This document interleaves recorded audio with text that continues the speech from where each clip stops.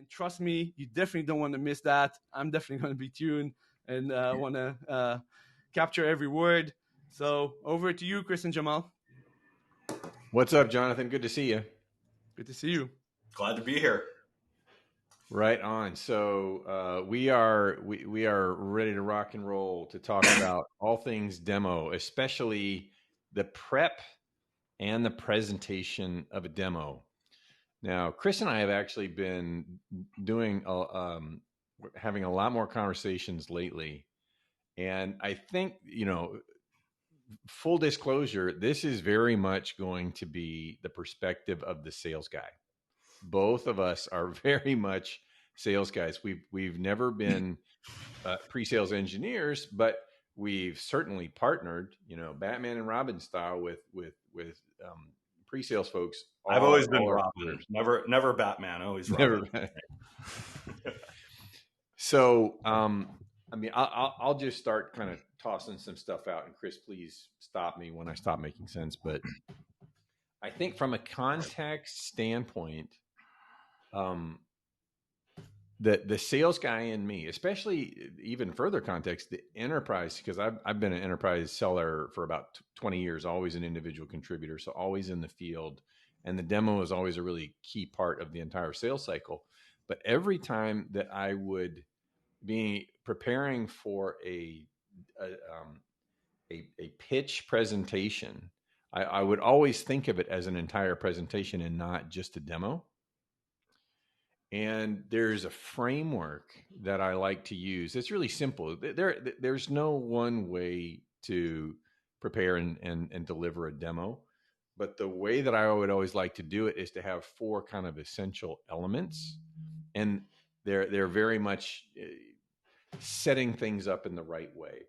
Because I think that the setup is what helps us prepare the audience to say, oh, what we're about to see is valuable, and now I understand why it's valuable. So there's 4 pieces to the framework. The first, start with the story. Well, let me give you the headlines of the idea, and then we can kind of dive into the pieces. The first piece is start with a story. Everybody knows we are hardwired to listen to stories, especially ones that are well told. Then the second piece is outline or explain the strategy. The strategy is the overarching plan, or the more high level objective of what you're trying to achieve. And only after you've talked about the overall strategy, then you start to dive into the tactics. This becomes more, here's the exact step-by-step approach where I do or you can achieve this certain outcome. And that's where the actual demo happens. And then speed through the demo. The next stage after the demo is then follow it up by telling customer stories about basically social proof. Here's how customer, or you whether you're comfortable using their name or you want to anonymize it, here's how customer A did exactly what we just walked through and got this result. Here's how customer B walked through the process and got to the final result. Now, that's a bit of a, that's just me kind of starting the conversation. But for me, that's a really great way to package a demo session. But let me stop, Chris. I don't know if you got any thoughts on even the headlines. I think it's amazing. We could spend the rest of this conversation unpacking that into like how you actually do this. And it feels like we're probably going to go down that path. No one's stopping us, so let's just do it. I think the only thing I would add, and I think this probably goes into, it's almost like the transition between the story and the strategy part is a very solid what we've heard so far slide. And I had a couple of experiences with this last week. I had 2 different experiences that showcased the power of summarizing, especially to a senior executive, what you've learned by talking to other people in his or her organization and doing other research outside of that. And so one story was me selling to the SVP of sales at a $3 billion publicly traded company. This call was on Friday of last week. And I'd spent the last like probably 4 to 6 weeks multi-threading with his team, the head of sales enablement, a couple other people, to understand their problem and build some champions really deeply. And we're finally ready to go to the SVP of sales, me and my champion. He sponsors a meeting. And we have 30 minutes. And I pull up my what we heard slide and I start summarizing it. And I ask his perspective on some of the challenges. And that 30-minute meeting turned into 60 minutes, right? Because he had so much to offer and say about what we were talking about. And we never even got into the solution. But despite that, he ended the call, and it was just kind of a casual comment. He said something like, I'm really looking forward to seeing how you can help. I'm pretty sure you have what we need to solve some of these issues. But he only had a vague understanding of what we even do at P Club. And so the principle behind this piece of the broader framework that you just walked us through is, if you can summarize and articulate a very precise version of your customer's problems as well or better than they can, then they automatically assume that you have the best solution for them. That process is automatic. So that's one story. Now, the other story, and this one's much quicker, is probably 2 days before that. I was talking with one of our existing customers, business customers. It was the head of sales enablement. And he talked about how they were struggling with the what we heard slide, not because of a skill thing, but because of a mentality thing. And he said, we start every demo with the what we heard slide, and we spend about 40 seconds on it. And the rep just tries to get through it as soon as they can, just so they can start clicking around. It's a check the box thing. And what that tells me is those reps have not quite internalized this principle that, like, look, that the money is only in the demo when you have teed it up with a very intimate understanding of what it is your customer's going through, right? Like, that is not a check the box activity. That is a through line that you repeat through the sales cycle that continues to draw them back to the assumingly painful problem that you're solving for them. And so demos can be so much easier if you get those first couple steps in your framework, Jamal, right? Like, if you're summarizing a problem, if you're telling a story, which helps people appreciate the content that's to come, it can be really powerful. And there are lots of stories that you could tell. There's different flavors of stories that you can begin the demos. We'll just call this, what we're talking about is a demo session, right? Mm-hmm. So there are multiple different kinds of stories that can be told that are going to put you on the right foot. And I really love that there's a word for that. It's like a psychological term. It's not the recency effect, but it's like the assumption that you have what they need based on how accurately you describe their pain or need or aspiration or whatever. They're like, oh, wow, he knows it so intimately. He must have something that can. I don't know what you sell, but I'm buying. Yeah, you know us. Exactly. You complete me, right? That's exactly where it's going. But that can be conveyed with a few different types of stories. One is that here's what we heard. And sometimes when that dynamic duo of the seller and the pre-sales person, engineer, when they spend time with the right people, they can find out stuff that a lot of other stakeholders might not know at that level of detail. It's kind of like, when you live if you live in a major city, you never go see the major tourist attraction in that city just because you live there. I still haven't been to Alcatraz, and I live in the Bay Area. The same might be true about some of the enablement people who you sell to. You may have talked with people around them and come back with, here's what we heard from your team. And they might go, holy cow, I didn't know it was that bad. Or I didn't know it was exactly, you gave a lot of detail that helped me even understand our own problems. Mm-hmm. So one story is here's what we heard, and you dive into. So I was talking to a rep. Here's what the thing that they faced, and here's what they usually do. And every single time the whole thing falls over. And they're so frustrated because it happens over and over and over, and they don't know what to do. And as you go into those details, let's say the more senior person, even if they're a manager, right? You're telling a story about an IC, an individual contributor, they just can feel it more and more and more. And they're like, Chris knows. He just knows because he's talked to the person and he's intimate with the issue. Now, that's one kind of story. There's another kind of story which also works, which is describing how this strategy and ultimately the tactics, how you found them. Either you stumbled across them, or you were looking for that needle in a haystack forever, or you were a person in that role, or this whole journey started with our founder. He used to be an enablement person, and he always found that there was this one thing that never worked, and that led to this, and this led to that, and ultimately it became this product. And it was vetted by a whole bunch of people before it was ever crafted. So we made it tailor-made to people who have this issue. Now you're grabbing them by saying, aha, now your company intimately understands our issue because you basically just told us your origin story briefly, but in a way that credentializes you. It bonds us because it's like, not only do you know our problem, you experienced our problem. It's a part of the fiber of your offering and the company and the culture, etc.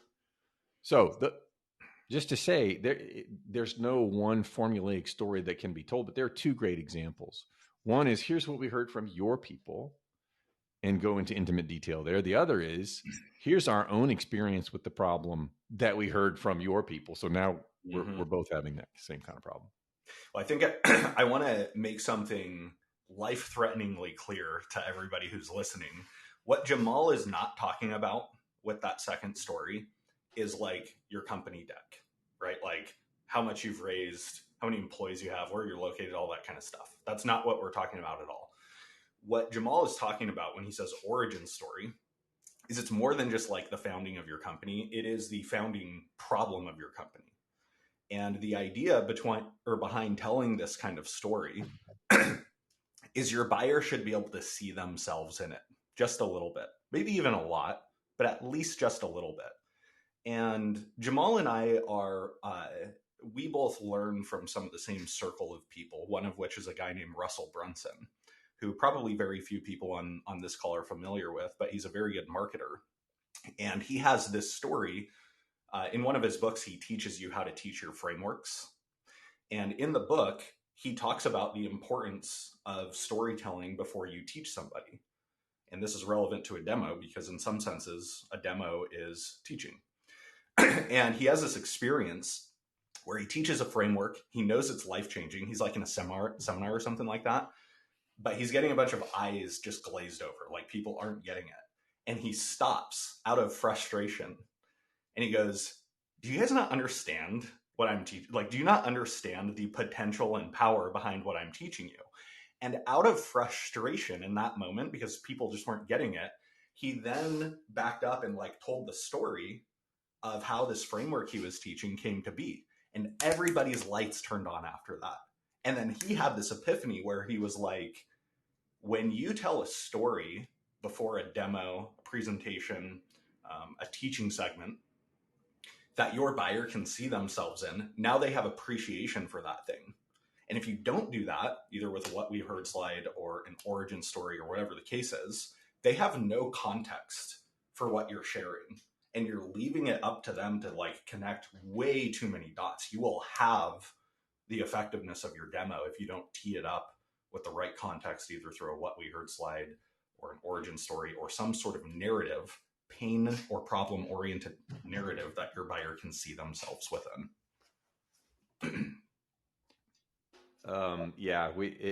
It's so funny.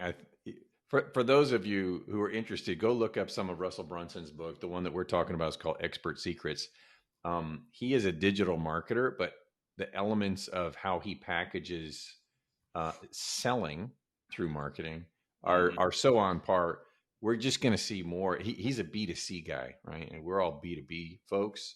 But we're going to see more and more of what happens in B2C make its way over to B2B as we go. It's so funny that you went that level of detail because that's exactly the stuff that I was reading to to prepare for this. Yeah. Now, here's let's talk about a ninja move that I think a lot of people miss out on. So let's transition. So we started with stories, different kind of stories that can tee up a great conversation and that have a lot of impact in terms of credentializing yourself, bonding with their problem, showing how much how well you know them, really nailing the description of what they're going through. Now you move on to outlining the strategy. What I'm going to say is relevant both to the strategy and to the tactics.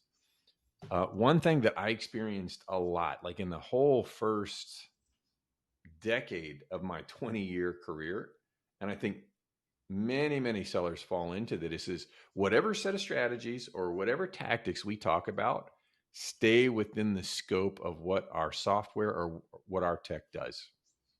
And that's a huge miss. Mm-hmm. Because what we are leaving out are the parts of the strategy that don't have to do with our tech, but that are still needed to achieve the desired outcome.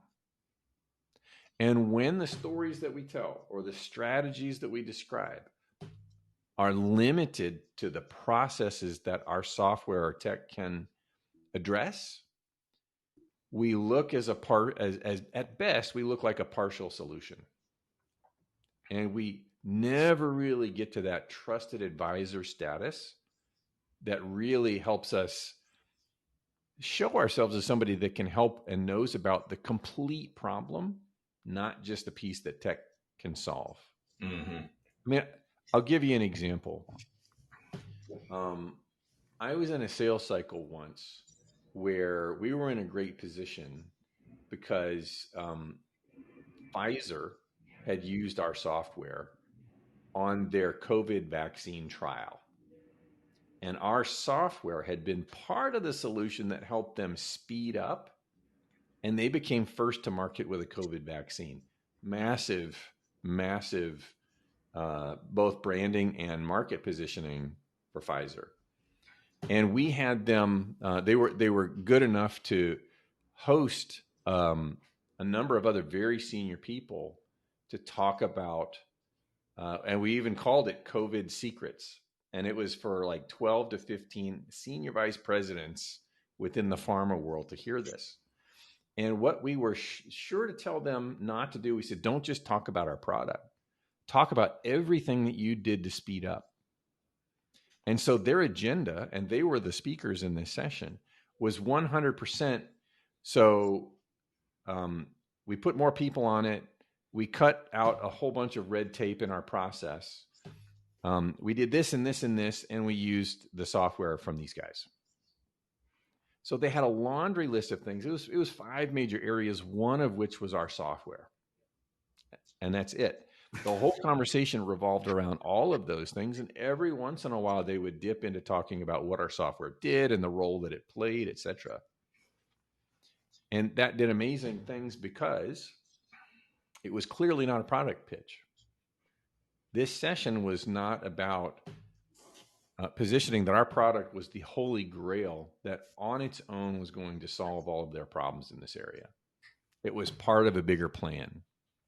And so the credibility of that package was huge. Now, when we can, let's take ourselves out of listening to a customer tell their story. When we can retell that story to other customers and we can say, look, best practices for absolutely speeding up a clinical trial are, and you name those same 5 things, and one of them is your software, you're going to look like, the consultant's consultant.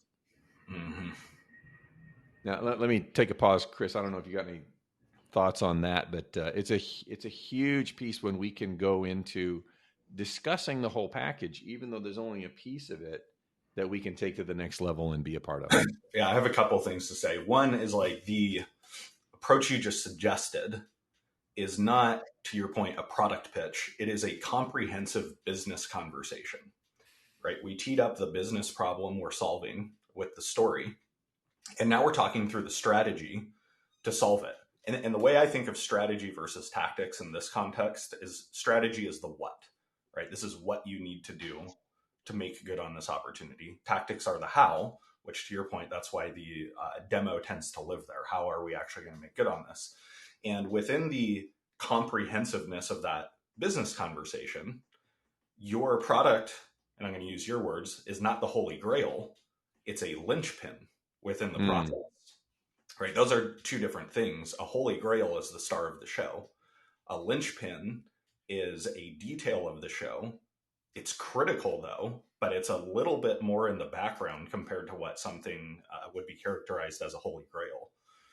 And then once you've teed up these kind of conversations with discussing the problem and now talking through the what, the strategy, what needs to be in place for you to make good on this opportunity, now talking appropriately about how your product empowers that strategy as a linchpin rather than a holy grail.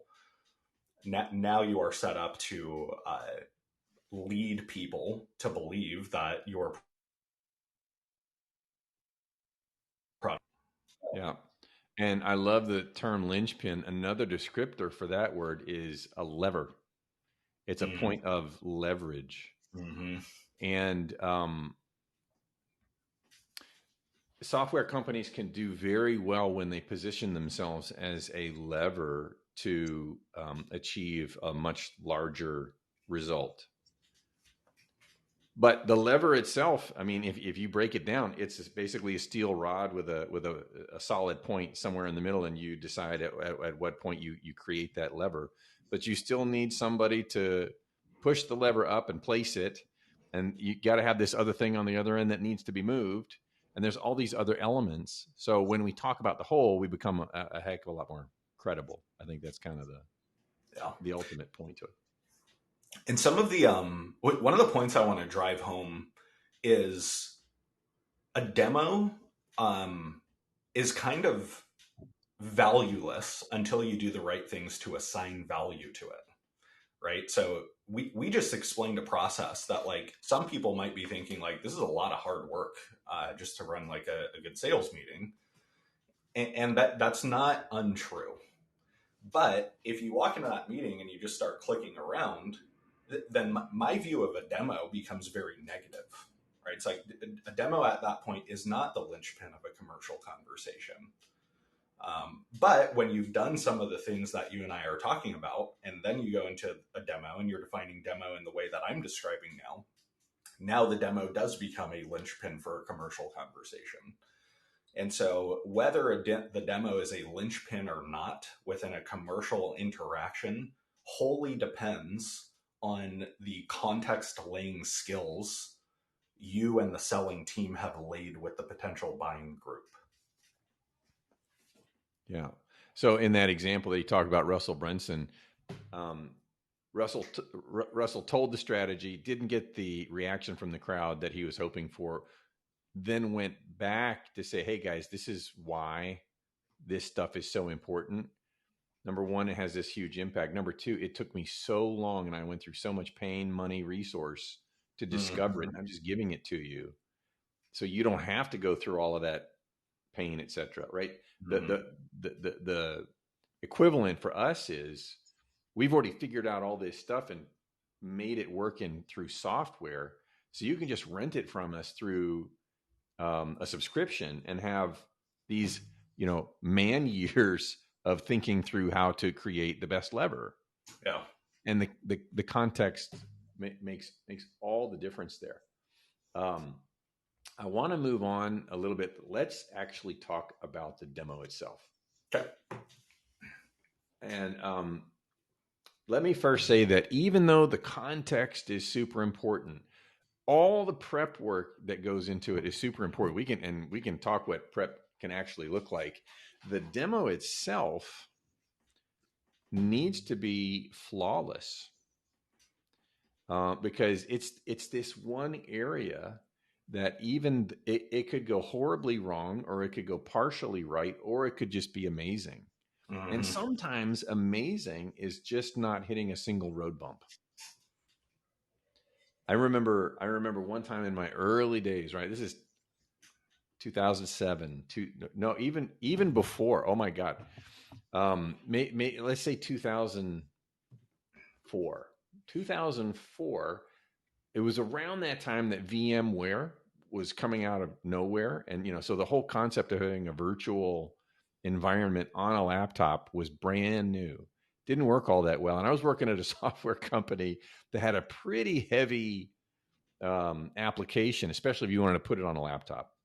And I was going around with our executive vice president of, I don't even know what, but he was an EVP at our company. He was also my solutions engineer. He was the guy who would do the demos. And it took so long to fire up that demo that he would start firing it up in the taxi from the airport going to the client site. And it would take 20 minutes to fire this thing up. So we would always have this huge kind of like prayer session, like, come on, baby, please give us the login prompt. Is it going to work this time? Right? I would have a heart attack way too young in life if that was how I was doing this. But the demo itself needs to accomplish a few things that are also all about credibility. But I think I want to make a simple point, and I don't want to beleaguer it. But let's make an extreme example. We could think that nailing a demo means showing them the depth of our solution. See, it can do this, it can do that, it can fry stuff, it can slice and dice. It's great insulation on a house. It's fuel for your car. It's all this great stuff. And we think that the more we show, the more value is being conveyed to the audience. In reality, what that really is like is picking up a huge instruction manual and reading it.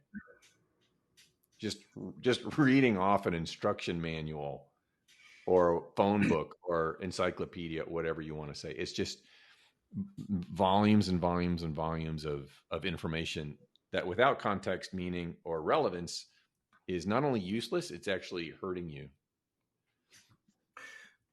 You want to? Well, it's a good point that piggybacks off of this, some of the things that we already talked about. And I want to make a point that, like, if you do those things right, you're still not home, right? If you tell a good story and you set up the strategy and you do that really well, like world-class well, what that doesn't give you freedom to do is click around willy-nilly thinking, well, Chris and Jamal told me if I tell a story at the beginning, if I frame the problem, if I talk about the strategy, then I'm good. The demo's easy. There was probably a little bit of over-promising that I did because you're still not done. And so one of the points I want to make is as you go into the how, which is the demo, there's a couple things to keep in mind which align perfectly to what Jamal just said. Number one is you're still not done with that through line of summarizing pain, because the summary slide that I recommended you do is the macro pain. That's the story. That's what we've heard, the higher order business problem you're solving. But once you start clicking around in the demo, it's incumbent upon you as a seller or a solutions consultant or pre-sales engineer that every single feature you show, you should be able to first complete this sentence. One of the things you shared with me was blank, which is a pain point. Here's how we solve that, and then go into that.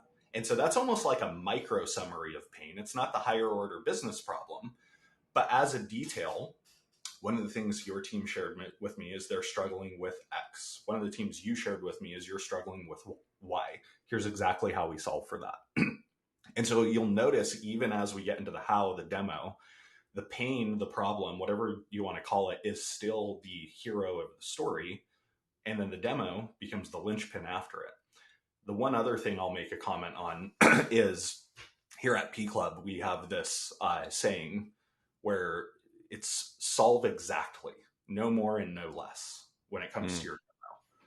And that means if your buyer has a higher order business problem and they have 3 pain points underneath that problem that you can solve, well, you should show how you solve those 3 pains and then shut up instead of, oh, and by the way, I know you're a bank, but if you were a hospital, you'd really love this part of the software that I'm about to show you. It's totally irrelevant. So you inspired me to kind of riff on those couple comments there as we start talking about the demo and the tactics and what have you.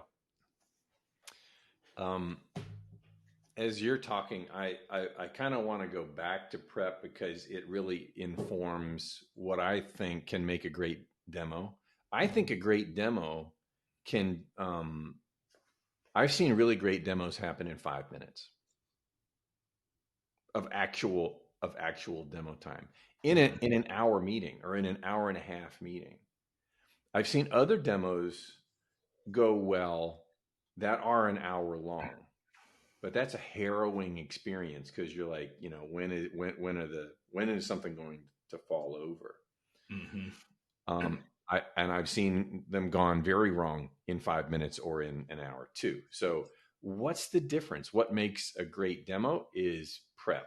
We've already talked a good bit about what that looks like, but I don't know. Chris, you made a point, which is maybe a lot in the audience are saying, "Oh, this sounds like an awful lot of work." It really, really is. But there's a sliding scale. So let's just be.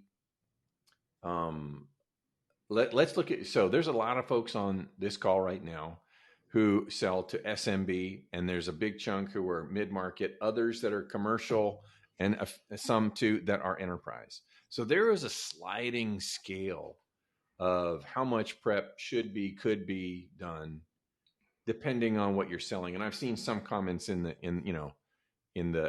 chat about, hey, is this true? Basically for volume selling. It's still true. It might be less true. So just put what I'm going to say through that filter, right? Based on where you are, what kind of volume you need to deal with in your reality, how much bandwidth you've got to do preparation for demo after demo after demo. So I'll give the context that I've been a part of, which has always been enterprise. So it was heavy, right? It was heavy prep. You don't do many demos. There are weeks, sometimes months, depending on how many accounts you have, that you actually get to do a demo. So when you do the prep, you do a whole bunch of it. And I was always a fan of starting big and then working all the way down to these minute little points. And to your point, Chris, it was something to the effect of answer it exactly and then shut up, right? If there is one nail to hit, just hit that one nail and then stop. If there are many nails, you gotta address them, right? Mm-hmm. That's one determinant between a 5-minute or a 1-hour demo. And then others are how much prep that it takes. So one of the big, just giving props to DemoStack, one of the big problems that DemoStack solves is making something that is really hard to configure for the purposes of a demo look seamless. And that is one of those examples of, the whole duck analogy. They look so calm on the water, but underneath they're paddling like hell. That's really what the the scenario that prepping for and executing demos kind of engenders, right? So, man, if I could remove the speed bump of, holy cow, how do we get this data into our production environment for purposes of a demo? That's a ton of work, and I'm not quite sure if it's going to render properly when we do it without a whole bunch of live implementation stuff. Mm-hmm. So that's just one example of a roadblock or a speed bump that you can avoid with prep or using tools like a tool like Demo. But there are others which come down to like scripting. So if I find a story that either I can glean from talking with customer stakeholders, or if they tell the story, that we actually get the story told in a way that it's going to just be shown in the demo. So it could be during a demo, it could be, hey, do you remember that story that I was telling at the beginning of our hour? Well, here's where it kind of manifests itself in the real world, just by showing you this one screen with understanding. You see that one button? When you press that button, a whole workflow kicks off in the background that takes what you used to do, 15 minutes many times a day into instant, and it's automated for the rest of the times. Now, are you clicking around going to a whole bunch of places and showing that? No.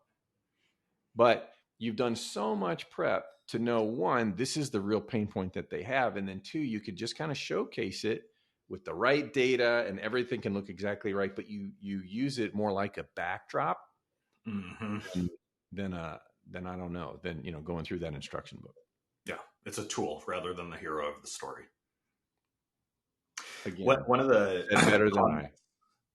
One of the comments I would make in the spirit of prepping for a demo and the extent of work it might take is you should scale your preparation to the scale of the size of the deal, right? Deal size is relative, right? A big deal for Jamal might be $50 million, and a small deal for Jamal might be $1 million. And so he's going to spend significant time prepping for the $50 million deal. He's going to overinvest that in $1 million deal. I can't speak for you, but you get it. Now, that could be different depending on your selling environment, though, right? Like if you're selling software, like if you're selling Demo Stack and you're like an SMB rep and your average deal size, and I don't know if this is average deal size, I'm just using examples, is like $15,000-$20,000. Well, you'll do a moderate amount of preparation for the $15,000 to $20,000 deals. But if you have a $75,000 deal in your pipeline and it's hot and you're an SMB rep and that represents a significant amount of quota relief, you're probably going to swear off a weekend or an evening prepping for that demo. Now, Jamal is never going to do that for a $75,000 deal. And that's part of the point I'm making is the role you have dictates how big, small, or mid-sized the deal actually is, because it's in relation to your role and your quota and what have you, if you're an account executive or a bag carrier. But the principle that you can apply into your own environment is scale your prep to the scale of the deal, right? If the deal's big and it's qualified and high potential, you should overinvest. If it's not, you can probably get away with something a little lighter.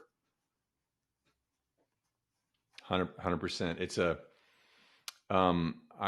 more and more toward the later years of my career as an IC, I started to see my territory or my named account list, or whatever, as an investment portfolio where I was going to both invest my own time and try to get the maximum return that I could at the lowest risk. And you can, think of that with your own accounts where you're going to be spending time doing demos in terms of, it can help you decide how much time to put into it based on, okay, this is the return that I could get for this, the potential reward, and here are the risks. Let me go to the question that I see in the Q&A, which throws out a whole risk. So this is from Mike. Mike says, how does your approach change when you have or don't have background knowledge on customer pain points? Ask better questions from the BDR team. Do you ever recommend listing potential pain points based on industry knowledge? So there's an example of I would make different decisions based on some stuff that we can talk through. If I was in a high velocity role where I was taking a lot of inbound calls just to get through a process, if my company said your sales process includes a demo, right? There would not be a lot of time for discovery. There would not be a lot of time for great prep, in which case I'm kind of tap dancing in the moment saying, okay, really quick, I'm firing up the demo. As I do, what's your top pain point? You're not going to ask them a whole series of discovery questions because that environment, that'll just kind of tick them off because they get impatient. However, on the other side, if there's a higher potential reward, and I simply would look. I would look a few days in advance, see that there's a demo coming up in 2 or 3 days, see what we've got in terms of discovery, and if I don't understand the pain points, we reschedule, or we start the process or augment the process of finding out more. Because for me, it's just death on a stick to go into a demo and not understand the context of the customer, because then you're doing nothing but click, click, and then there's this and there's that. And this is a car, and here it's got a steering wheel, and it's got an engine, and it's got some tires on it. Should I keep going? You know, It has dark mode. Yeah. All right. Well, we're approaching the end of our 45 minutes. We've got about 5 minutes left. Oh, look at Monica Hernandez. What's up, Monica? Good to see you here. Hey, as you remind the prospects of their pain and how your solution solves that specific pain, what are some closing questions that help the prospect realize that our solution is becoming the right choice? Chris, go for it. Well, I don't think the question itself helps them realize that. I think how you mapped the solution back to their pain points is going to help them realize that. But the questions you ask at the end of showing a feature can drive a lot more engagement and get information to you as a seller that help you navigate the rest of the deal. And so there's a list of questions that I tend to recommend you ask right after you've demonstrated something. One of my favorites is wrapping up a feature demonstration and saying, how does that compare to how you're doing this today? Right? So ideally, you already know how they're doing it today. It's unideal. You show them a better way. You map to their pain. You say, talk to me about what's going through your head. How does that compare to what you're doing today? And now they're contrasting a hopefully painful status quo with what could be.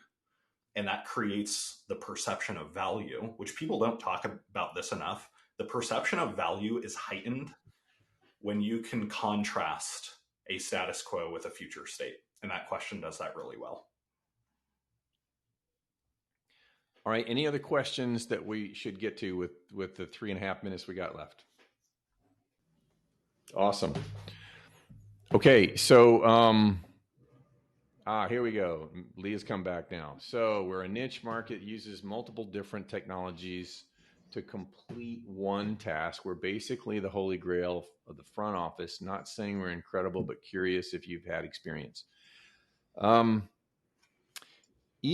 would say that even if you are the holy grail, or even if you are, high and right, you're the highest and the rightest solution on the Gartner, Magic Quadrant, or et cetera. That doesn't mean that it's a cakewalk. That doesn't mean that we don't have to show up with our best. I think that many deals where you're not, and again, this is caveated by my own experience, especially in deals where there are multiple levels of hierarchy needed to get it done. So you're not just talking to worker bees or mid-level managers, but you're also getting to kind of the executive ranks. Selling complex deals at that level is a race to the top. And oftentimes the perceived quality of the tool is much less important than the process of your mapping their problem to what you do. And if that is true, then Leah, being a holy grail is not, and I don't know if this is your question or not, but being the holy grail doesn't mean that, hey, you can just kind of show up and say, look, let us demonstrate this product and you too will see how amazing it is. It won't work like that. All the principles that we've already talked with are still going to apply. And, you never take anything for granted until the contract's signed. All right. Well, that was awesome. Thank you, Jamal. Thank you, Chris. One of the sessions I was really excited for. I think sales tactics can help AEs, BDRs, and pre-sales, and marketing. So really insightful insights